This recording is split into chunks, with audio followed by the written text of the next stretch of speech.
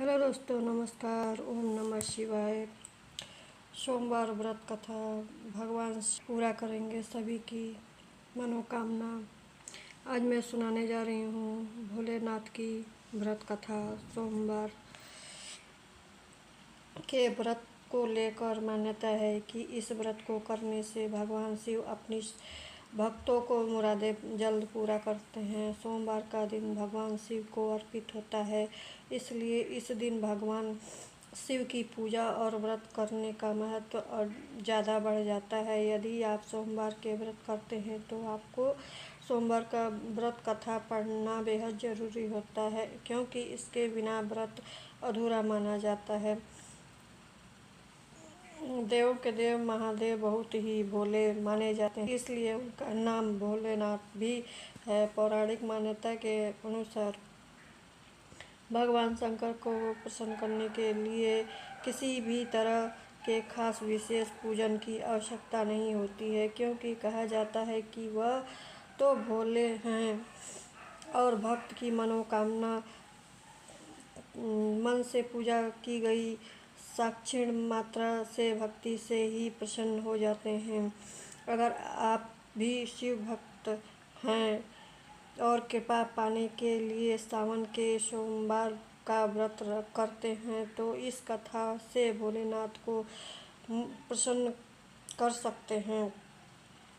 एक बार किसी एक नगर में एक साहूकार था। उसके घर में धन की कोई कमी नहीं थी, लेकिन उसके कोई संतान न होने के कारण वह बहुत दुखी रहता था। संतान प्राप्ति के लिए वह हर सोमवार को व्रत रखता था और उस पूरी श्रद्धा के साथ मंदिर जाकर वह भगवान शिव और माता पार्वती की पूजा करता था। उसकी भक्ति देखकर माता पार्वती का पूजन करता था और उसकी भक्ति देखकर माता पार्वती प्रसन्न होकर भगवान शिव से साहूकार की मनोकामना पूर्ण करने का निवेदन करती है। पार्वती जी के आग्रह करने से शिव ने कहा कि हे पार्वती, इस संसार में हर प्राणी को उसके कर्मों का फल मिलता है और उसके भाग्य में जो हो उसे भोगना ही पड़ता है। लेकिन पार्वती ने साहूकार की भक्ति को देखकर उसकी मनोकामना पूर्ण करने की इच्छा व्रत की। माता पार्वती का आग्रह है कि शिव जी ने साहूकार को पुत्री और वरदान दिया तो, लेकिन उन्हें बताया कि वह बालक 12 वर्ष तक जीवित रहेगा।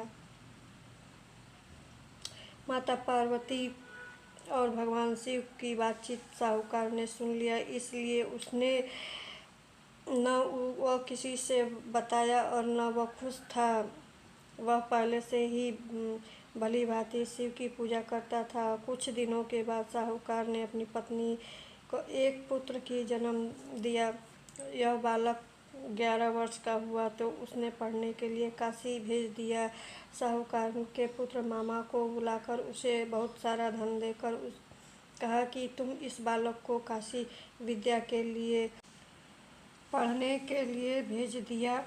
तुम लोग रास्ते में यज्ञ करते जाना और ब्राह्मण को भोजन और दक्षिणा दान करते हुए जाना। दोनों मामा भांजे यह इसी तरह यज्ञ करते और ब्राह्मणों को दान पुण्य करते काशी नगरी निकल पड़े। इसके दौरान रास्ते में एक नगर पड़ा जहाँ राजा की कन्या का विवाह हो रहा था, लेकिन उस राजकुमार ने उसका विवाह होने वाला था। एक दिन आँख के कान था, लेकिन राजकुमार के पिता और पुत्र का कान होने के बाद छुपाने के लिए यह सोचा कि क्यों नहीं साहूकार के पुत्र को दूल्हा बना दिया जाए, राजकुमारी से विवाह करा दिया जाए। इसके बाद यह धन देकर विदा कर दूंगा और राजकुमारी अपने नगर को ले जाऊंगा। लड़के को दूल्हा के वस्त्र पहनाकर राजकुमारी का विवाह कर दिया।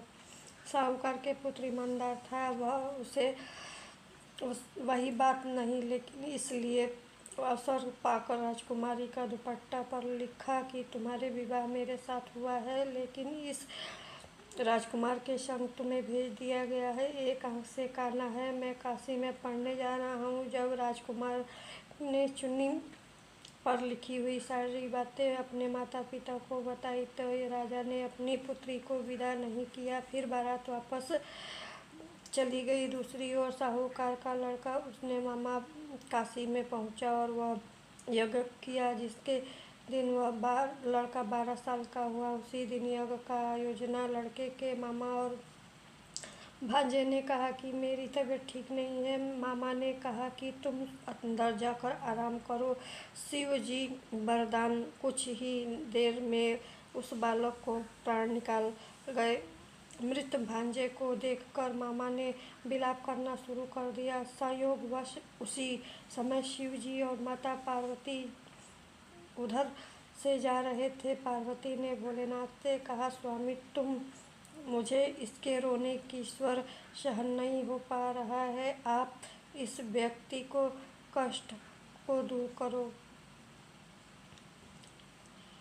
जब शिवजी मृत्यु की समीप आए तो वह बोला कि उसी लड़का साहूकार का पुत्र है। मैंने 12 साल की आयु का वरदान दिया है।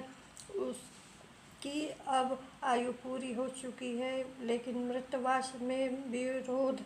माता पार्वती ने कहा कि हे महादेव, आप इस बालक के आयु देने की कृपा करें, अन्यथा इसके वियोग में के माता पिता तड़प तड़प कर मर जाएंगे।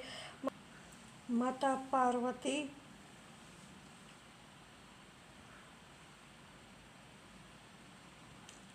पुनः आग्रह पर भगवान शिव ने लड़के को जीवित करने का वरदान दिया और शिव की कृपा से वह जीवित हो गया।